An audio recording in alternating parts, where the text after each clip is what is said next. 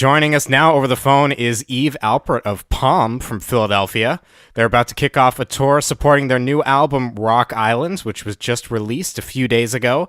They're going to be playing this Friday, the 16th, with Spirit of the Beehive at Great Scott in Allston. Eve, thanks for speaking with me today. Thank you for having me. So tell me about the new album, Rock Island. Was it recorded this year? Yes, it was recorded actually April of 2017 in a house in upstate New York that we rented over 18 days with our good friend Matt, who's been our engineer for the past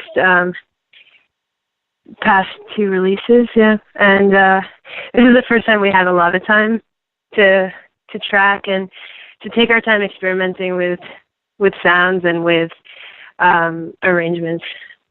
It sounds like you do a lot of experimentation, especially with the guitar sounds. Can you talk to me a little bit about the effects or the guitars you were using on this album? Sure. Well, Cosper plays the same guitar he got in high school, a Fender Squier, but for the last 2 years or so, he's been incorporating.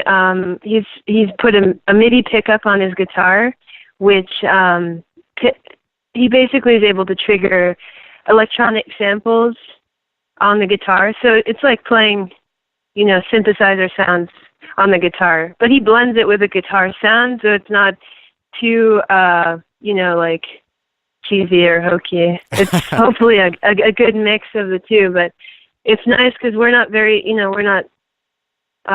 guitar is like sort of been our instrument for writing music. So it's really nice and refreshing way to use the guitar, but incorporate new sounds.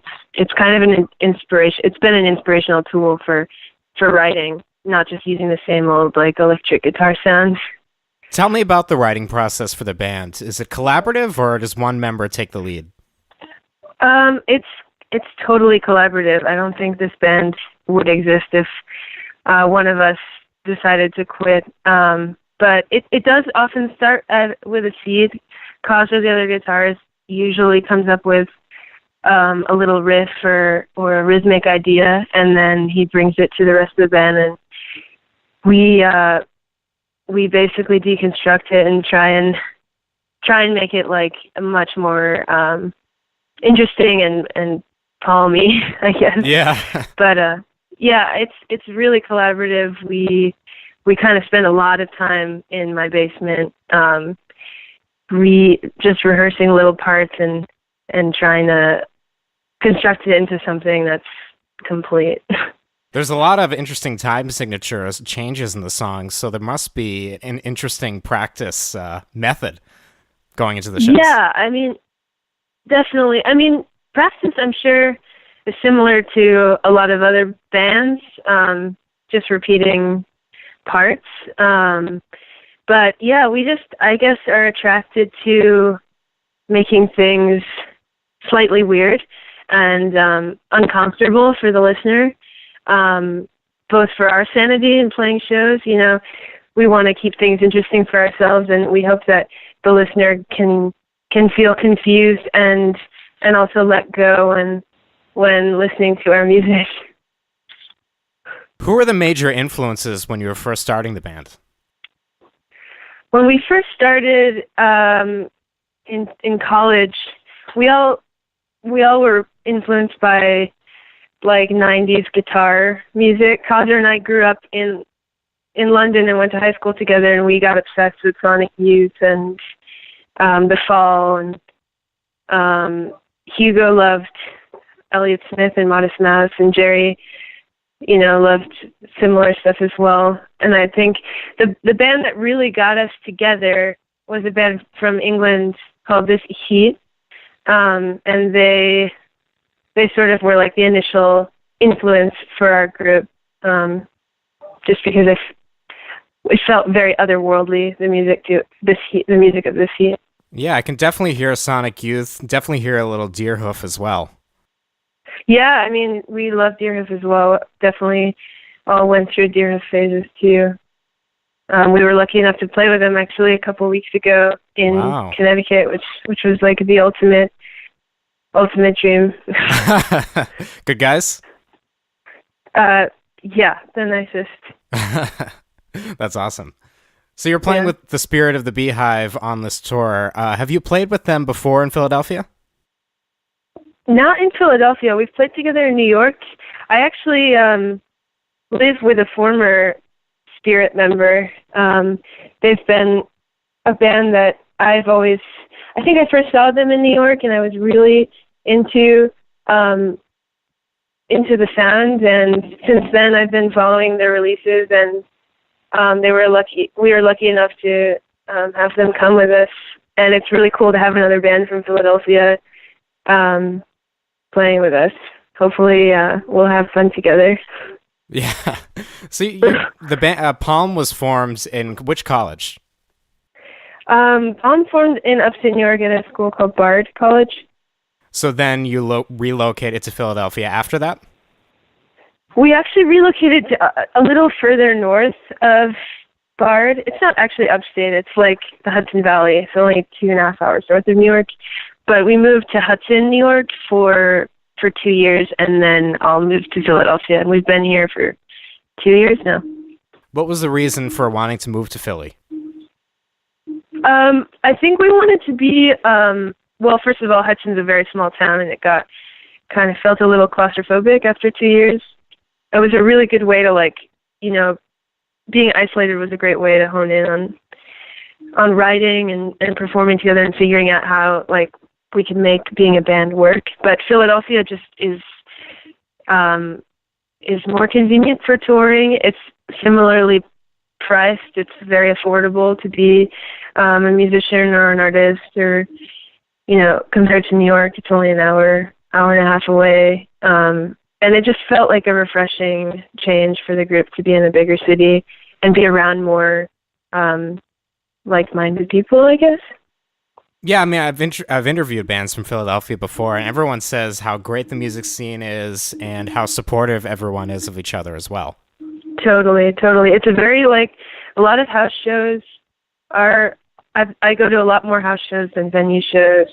Everyone's extremely supportive. There's a lot of eclectic, different sounding bills, which is really exciting. And so it's been great to be able to see live music multiple times a week. Are there any bands in Philadelphia that you want to tell us about in Boston that we may not know of? Totally.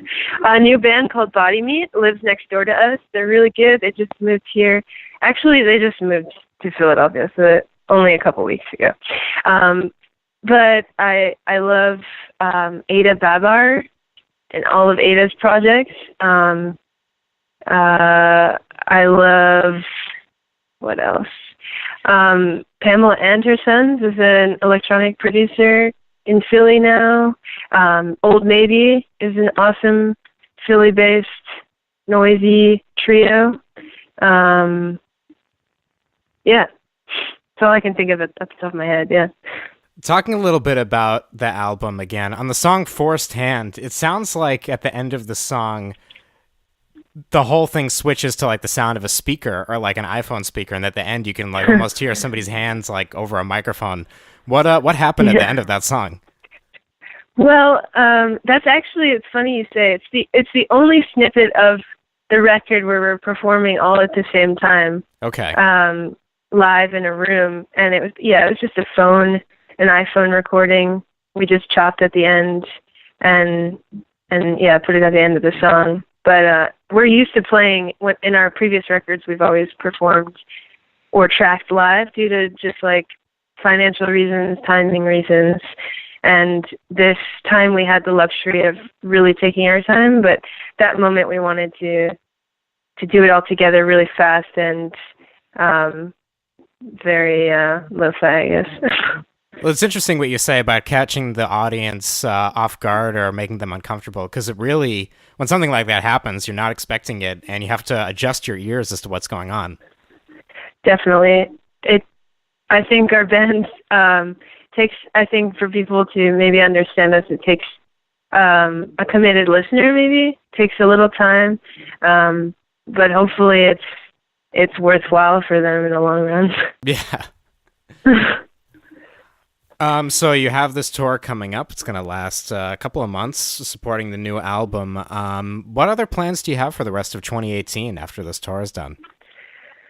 After this tour, we have about a month off, and then we're going to Europe for a couple weeks, and then we're doing a little more touring in the spring and into the end of summer, and then maybe in the fall again.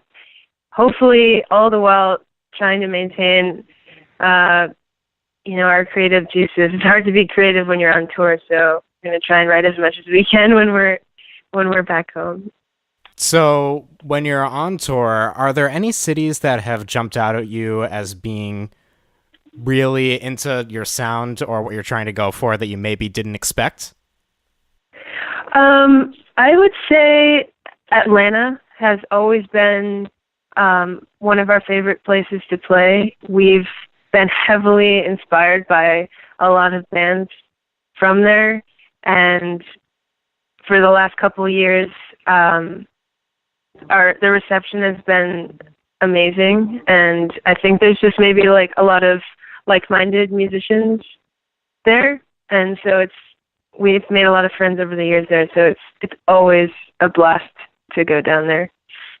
Have you found that spreading the word about Palm is really just coming down to just playing out and just going all around the country, getting support that way? Definitely. We love touring. I think it's helped us become better performers, and it's really fun to see people engage with our music live and dance, and it's kind of the best way to experience music. Yeah. All right, well, I would encourage everyone to check out the new album. It's called Rock Islands. It's available everywhere where music is available, I'm sure. Is there one cut off the album that stands out to you that you'd like people to check out first? Totally. I really love the song Swimmer. Khosrow did it basically all on his own. It's a slower song, more straightforward, and I think it's really beautiful. I also really love the song, we use different names when we're together, but it's called Color Code on the record, formerly Number 9. I love that song too. All right, great. Well, good luck with the tour. Have fun Friday night, and thanks for speaking with me. Thank you so much.